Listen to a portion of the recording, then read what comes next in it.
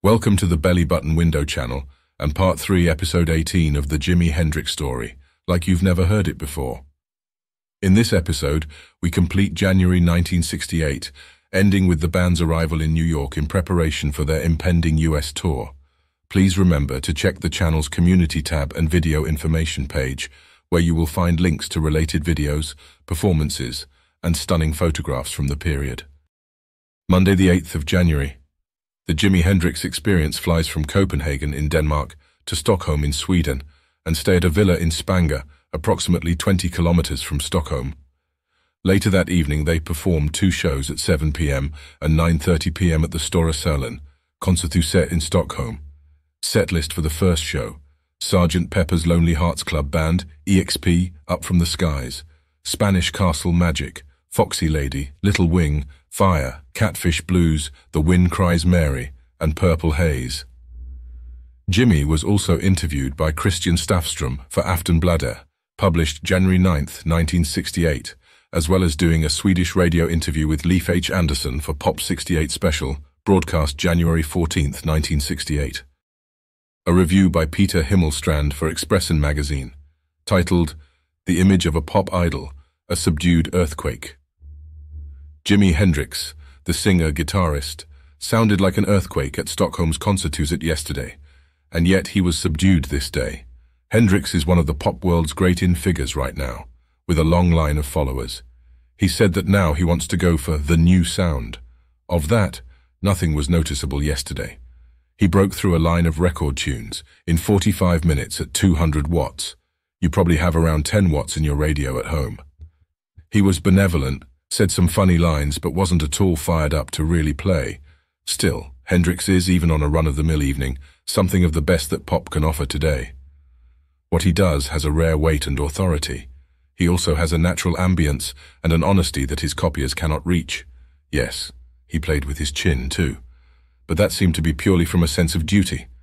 The same also goes for some of the apocalyptic sounds he pulled out of his guitar. The following review by Ludwig Rasmussen appeared in the Swedish daily newspaper, titled, Jimi Hendrix Totally Glowing, but His Band Doesn't Cut It. The final Christmas presents were unwrapped at the Konserthuset this Monday night. Many teenagers had been given tickets to the Jimi Hendrix show. They filled the Konserthuset to the brim, yet there was no enthusiasm. At least it seemed as if many were disappointed with the first show. Perhaps it was because of the 2 Swedish openers. How much does an audience really listen, applauding Jimi Hendrix but not moving a finger, when a Swedish band more or less has the same routine? Hasn't it just turned into a fashion to enjoy Jimi Hendrix? Jimi Hendrix wasn't the least bit put off by the intermezzo in Gothenburg. He really shined on guitar and played with a breathtaking fantasy and lavishness. It's obvious that Hendrix is developing fast right now, but it's also obvious that his 2 colleagues hinder this process. They cannot really cut it. At the Konserthuset, they mostly provided a bothersome background rumble. The drummer, Mitch Mitchell in particular, had difficulties in following Hendrix's ideas. January 9th, the Experience travels by plane from Copenhagen to Gothenburg in Sweden. Noel notes in his diary, returning to Gothenburg, no hotel would have us, leaving Jimi and Jerry Stickles checking into the SO Motor Hotel, while the rest of the Experience returns to England by boat. As part of his bail conditions, Jimi is summoned every day to the Gothenburg police station in the lead up to his court case, and charges arising from the incident that occurred in room 625 of the Opal Hotel earlier that month. The period between the 9th and 15th of January saw Jimi Hendrix under house arrest and accompanied by Jerry Stickles, staying at the SO Motor Hotel. The only notable events over the period relate to Thursday, the 11th of January. Jimi does an interview with Expressen magazine. Sunday the 14th of January. Jimi writes the Katarina lyrics in his room at the SO Motor Hotel. Apparently it is about a young girl from Gothenburg called Katarina who made a strong impression on Jimi, as he would still talk about her 2 months later, during a tour of the United States. Monday the 15th of January. Jimi writes the lyrics for My Friend, in which he refers to a Scandinavian jail. The 15th also marks the release of the album Axis Bold as Love in the USA. Tuesday the 16th of January, and Jimi Hendrix attends the Municipal Court Gothenburg. The trial lasts 60 minutes. The magistrate Gunnel Ashland condemns Jimi Hendrix to pay a fine of 8,918 Swedish crowns, representing the cost of the damage to room 625 of the Opal Hotel. Wednesday, the 17th of January, and Jimi Hendrix departs from Gothenburg, arriving at London Heathrow Airport, England.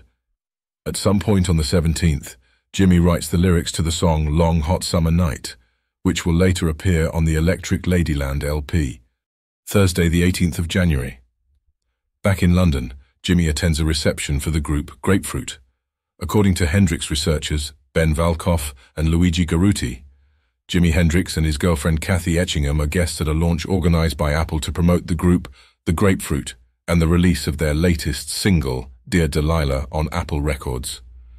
The evening event was held at the Hanover Grand Hotel in London and included other notable attendees such as Brian Jones, Donovan, the Moody Blues, the Hollies, Ringo Starr, John Lennon, Cilla Black, Jane Asher and Paul McCartney.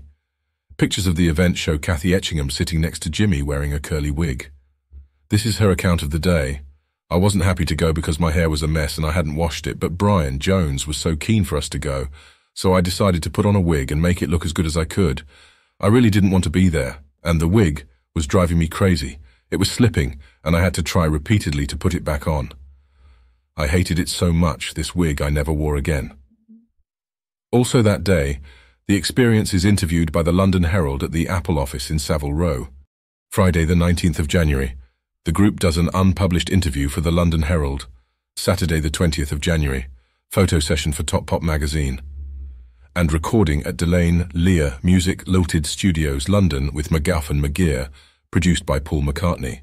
Songs recorded were So Much Ex-Art Student and So Much to Love.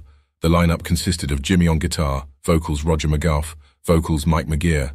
Other musicians participated in these recordings including Dave Mason, guitar, sitar, Barry Fantoni saxophone, Mitch Mitchell or possibly Gary Leeds, drums, Noel Redding or possibly Jack Bruce, bass, as well as Graham Nash and John Mayall. Sunday, the 21st of January. Hendrix headed to Olympic Studios with Brian Jones and Dave Mason to begin recording All Along the Watchtower, and purchases a copy of Dylan's version along with John Wesley Harding for transcription of the lyrics. Monday, the 22nd of January. At the Speakeasy Club, Jimi participates in a jam session with the group Sam GOPAL'S Dream. The jam may have been recorded, but it has never surfaced. Jimi Hendrix recorded his version of the Bob Dylan song All Along the Watchtower at Olympic Studios in London, England. Rolling Stone Brian Jones and Dave Mason from Traffic both played on the session. According to engineer Andy Johns, Hendrix had been given a tape of Dylan's recording by publicist Michael Goldstein, who worked for Dylan's manager Albert Grossman. Hendrix came in with these Dylan tapes and we all heard them for the first time in the studio, recalled Johns. According to Hendrix's regular engineer Eddie Kramer, the guitarist cut a large number of takes on the first day, shouting chord changes at Dave Mason, who had appeared at the session and played guitar. Halfway through the session, bass player Noel Redding became dissatisfied with the proceedings and left. Mason then took over on bass.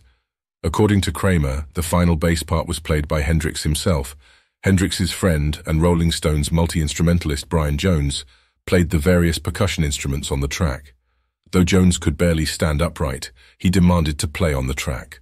There had already been many takes, and the arrangement was just starting to come together, but Hendrix, ever accommodating to his friends, sat Jones down at a piano. Brian Jones participates in the recording session. He plays the piano on a few takes, but Jimi finds that the piano does not fit and no take will be retained. Referring to Brian Jones, he was completely out of his brain, Kramer recalled. Poor Brian, he was a good mate of Jimi's, and we all loved him. Jimi could never say no to his mates, and Brian was so sweet. He came in and said, "Oh, let me play," and he got on the piano, and we could just hear clang, clang, clang, clang, clang. It was all bloody horrible and out of time, and Jimi said, I don't think so." Brian was gone after 2 takes. He practically fell on the floor in the control room. On the other hand, we can hear Brian Jones at the beginning of the final version, where he plays percussion. Dave Mason, guitarist of the group Traffic, plays the 12-string acoustic guitar, and Jimi himself plays the bass part, because there was a disagreement with Noel Redding, the bassist of The Experience. Tuesday, the 23rd of January. Contracts are finalized for the 8 Italian concerts, which are scheduled for May 1968. Also on the 23rd, Jimi and Noel Redding are interviewed by Richard Robinson for Hullabaloo in Jimi's apartment at 43 Upper Berkeley Street, London. Wednesday, the 24th of January, The Experience is interviewed several times at Jimi's apartment. Thursday, the 25th of January, the group rehearses at the Middle-earth Club, Covent Garden from 2 p.m. to 4:30 p.m. Friday, the 26th of January, Olympic Studios, London, recording Tax-Free and All Along the Watchtower. Hendrix again focused on a song he had not composed, as The Experience recorded their interpretation of Tax-Free. The session began with 5 rehearsals of the song before formal attempts were made. A version marked Retake was attempted before the actual recording of Take 1, which assistant engineer Phil Brown marked Good. Take 2 and 3 broke down, but the group rebounded with a solid 4th attempt. Hendrix pressed for another opportunity, and this version, Take 5, realized the master. There was a slight breakdown at the song's close that Chandler felt could be improvised. After 4 attempts to record Edit section, the 5th proved successful. Tax-Free, by Chandler's estimate, was now complete. Hendrix, on the other hand, was not quite sure. He would later record the number at the record plant in the months ahead, unable even then to decide whether or not he had recorded the song to his full satisfaction. Saturday, the 27th of January, The Experience is interviewed for Disc and Music Echo. Also on the 27th, Era Apparent's Follow Me LP and single Here I Go Again were released in the UK on Track Records. Produced by Chaz Chandler, it is likely that Jimi was involved in the recordings. While Kirsten Rasmussen interviews Noel Redding at the Three Bells pub in Chelsea for Neat Borg, published February 16, 1968. Then, on Sunday the 28th of January, back to Olympic Sound Studios, London, studio recording, Tax-Free and Mushy Name. Monday the 29th of January, the Jimi Hendrix Experience flew from London to Le Bourget Airport, France, to perform 2 shows at the Paris Olympia. The concert is recorded by Radio Europe 1, Musicorama, and broadcast in February 1968. Setlist for the 50-minute first show at 7:30 p.m. A Sgt. Pepper's Lonely Heart Club Band, Fire, The Wind Cries Mary, Spanish Castle Magic, Catfish Blues, Little Wing and Purple Haze. Jimi participates in an interview in his dressing room carried out by Michel Brilly for Radio Europe during the intermission, and before the resumption of the second concert. The second show at the Paris Olympia featured Eric Burdon and the Animals as support. Setlist for this show included Killin' Floor, Catfish Blues, Foxy Lady, Red House, Driving South, The Wind Cries Mary, Fire, Little Wing and Purple Haze. The show is recorded in mono, using still rudimentary equipment by Europe 1. The setlist presented that evening by The Experience was quite original, notably because of its blues tone. Of the first 5 tracks, 4 are blues. Other notable features of the concert include a radically different version from that of the Monterey Festival of Howling Wolf's Killin' Floor, on which Mitch Mitchell seems to have difficulty getting into. The tempo is slower, and the overall tone less urgent, less wild, but not uninteresting. Tuesday the 30th of January, the Jimi Hendrix Experience flies to New York City. Wednesday the 31st of January sees a press reception and interviews. Called The British Are Coming. The reception is held at the COPTER Lounge situated at the top of the Pan Am building in Manhattan. The British pop invasion was supposed to land a helicopter next to the COPTER Lounge, but the stunt couldn't take place due to bad weather. One of the stars, Eric Burdon, frontman of the New Animals, to be featured with The Experience, completely missed the plane and was still in London.